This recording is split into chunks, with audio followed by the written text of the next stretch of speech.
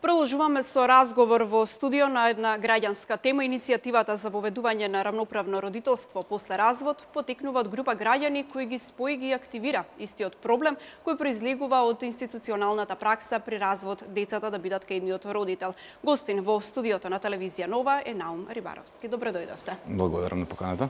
Најнапред, која е целта на формирањето на оваа граѓанска иницијатива? Начално споменав, меѓутоа, еве, деталите да ги слушнеме од вас. Целта е да се искорени една општествена аномалија која што ни се провлекува долги години, односно децении. Тоа е постапувањето на државата со децата од разведени бракови.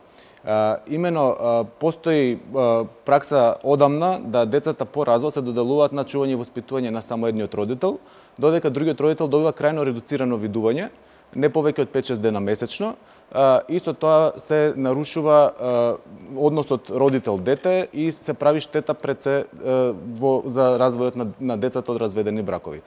Што предлагате како граѓанска иницијатива? Кој е вашето решение? Па, нашето решение е, да речам, препишано од другите држави каде што ова функционира веќе долго време и покажува одлични резултати за децата. Значи, предлагаме всушност две работи. Првата работа е да се прекине со пракса на доделување на децата од разведени бракови кај само еден родител, односно двајцата родители да останат еднакво одговорни за децата, во смисол да ги донесуваат заедно главните одлуки како образование, здравство и така натаму. И исто така предлагаме да се регулира најболната точка, односно времето поминато со децата, на два начина. Значи, прво да се воведе минимум за гарантирано време за родителот со кој што детето не живее, и тоа во државите каде што ова функционира е отприлика 1/3, околу 120 дена годишно. И да се секаде каде што е можно, тоа е кога родителите живеат блиску, кога нема да се нарушуваат навиките на детето и така натаму, да се воведе гледање во еднакви временски интервали. Тоа е принципот 50-50 и тоа е принцип кој што докажано е најдобар за децата од разведени бракови. Односно, накратко кажано, значи времето на видување со вториот родител треба да се движи помеѓу 33 и 50% од купните денови во годината. И сето ова, значи, би важало за повеќето родители, за повеќето разводи, меѓутоа предвидуваме одредени исклучоци. Тие исклучоци би ги свел на 4 точки. Првата точка е за родители кои што не сакаат или не можат од некоја причина да го остваруваат нити тоа минимум предвидено време. Втората група се родители кои што го добиле тоа право, меѓутоа не го користат, значи не ги земаат децата, не покажуваат интерес и така натаму. Третиот исклучок е за многу мали деца, значи за бебиња до 2 годишна возраст, поради биолошката поврзаност со мајката, поминуваат повеќе време со мајката, меѓутоа понатака до 5 годишна возраст треба да се израмни времето или барем да се достигне тој минимум. И четвртиот исклучок се неподобни родители, односно родители за кои што е докажано дека се вршители на семејно насилство, зависници, со душевни болести и така натаму. Всушност, секогаш при развод мора да е појдовна основа за едничкото родителство, затоа што и праксата покажува дека без разлика на разводот, во огромно мнозинство случаи се уште двајцата родители се подобни за извршување на своите родителски права и обврски. Меѓутоа, како ќе се рефлектира сето тоа на децата, кога половина од времето треба да растат во една средина, половина од времето во друга средина, нема да настане конфузија при формирањето на системот на вредности?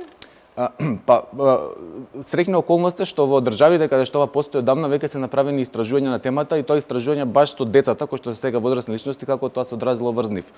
Резултатите се дека всушност тоа заедничко родителство и особено колку што е времето поизедначено помеѓу родителите, тоа подобро се одразува на децата, затоа што децата знаат дека и понатаму се сакани од двајцата родители, имаат доволно време за со двајцата родители и не чувствуваат никаква загуба.